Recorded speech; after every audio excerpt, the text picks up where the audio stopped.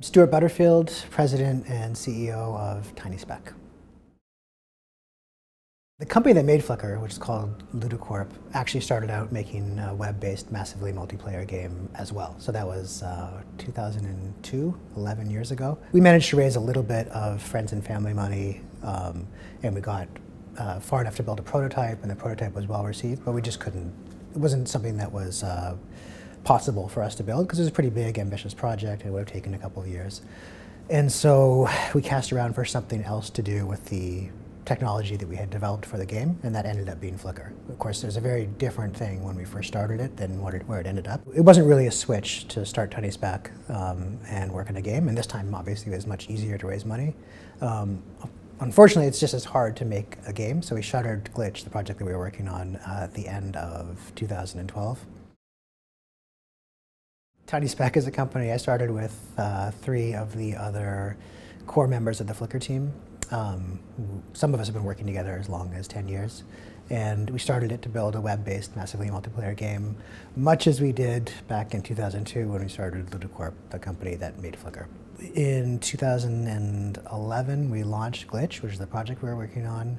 And in 2012, in December, we shut it down. There's a whole bunch of reasons for that are pretty complicated, but basically it wasn't a product that was going to work. And we did that with plenty of time to work on something else, and now we've just started working on something else. This sounds like I'm making this up, but it's actually true. Because we were working on this game, was on a flight from Vancouver to New York to go speak at a conference on law and virtual worlds. And on the flight, or maybe shortly before the flight, I ate something that gave me some serious food poisoning, and so got to JFK and was in the immigration hall waiting to talk to customs and had to run out and go puke. And then I got in the cab and I made the cab pull over on the Van Wyck Expressway and go puke.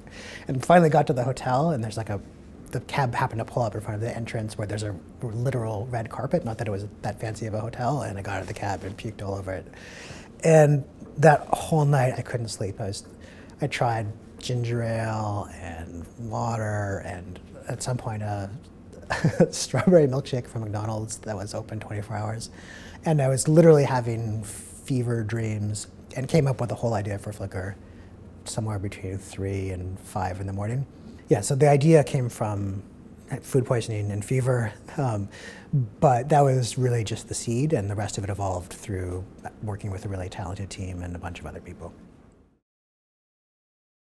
Gumption, I think would be the first one, or wherewithal, one of those kinds of old-fashioned words, stick-to-itness, because starting a company or starting, I mean, any other kind of creative enterprise, or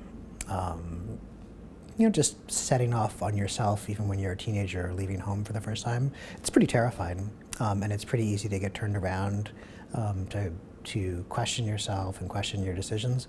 And to a certain extent, that's obviously very valuable. You can get a bad single focus on the wrong idea.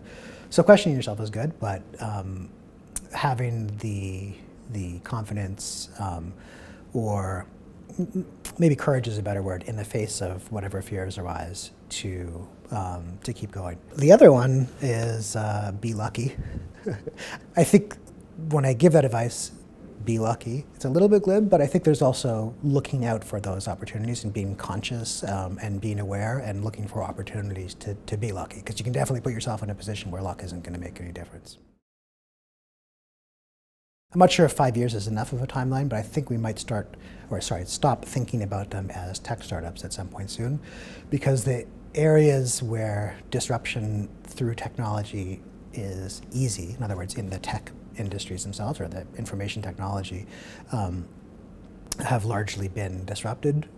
Mark Andreessen wrote an essay called "Software Will Eat the World," and in it he makes the point that software will cause a lot of disruption and innovation across a whole range of industries. So transportation, healthcare, logistics, medical services, and so on. And I think that we've had a narrow focus, not too narrow, but a narrow focus since the dot-com era on things that are on websites or things that you run on your computer that are just about things that run on websites and on your computer, as opposed to how you get tested for diabetes, or how a package gets from here to Manila, or anything else.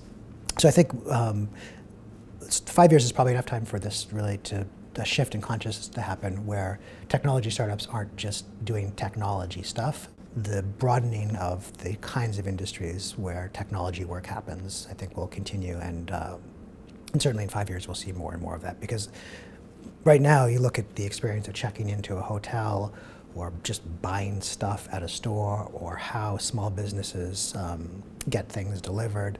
All of those have such kind of obvious holes in them in terms of what technology could do to transform those businesses, and that's just starting to happen now.